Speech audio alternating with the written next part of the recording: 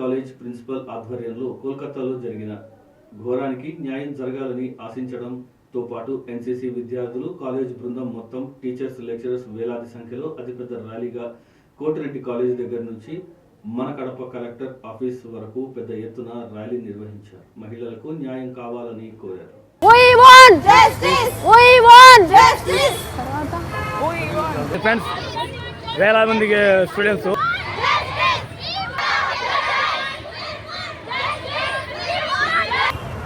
SKR government degree college for women autonomous Kadapa విద్యార్థినులు మరియు అధ్యాపక బృందం అందరూ ఈరోజు ఈ ర్యాలీని నిర్వహిస్తున్నాము. కలకత్తాలో జరిగినటువంటి ఆ ఉదంతాన్ని దానికి సంఘీభావం తెలుపుతూ ఈరోజు విద్యార్థినులందరూ తమ వంతు సంఘీభావాన్ని తెలుపుకోవడం కోసం అయితే ర్యాలీ జరిగింది.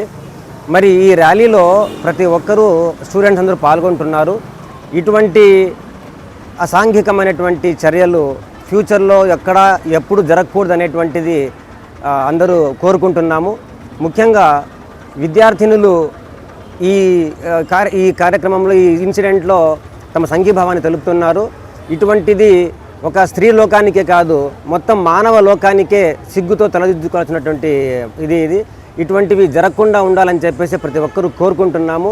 మరి మన విద్యార్థినులు అయితే ఇందులో భాగంగా వాళ్లకు మోటివేషనల్ యాక్టివిటీస్ కానీ సెల్ఫ్ కాన్ఫిడెన్స్ ఆత్మరక్షణ యాక్టివిటీస్ కానీ ఇప్పటి నుంచి మేము మా విద్యార్థులకు నేర్పుతామని చెప్పేసి అధ్యాపక బృందం తరఫున తెలియజేసుకుంటున్నాను.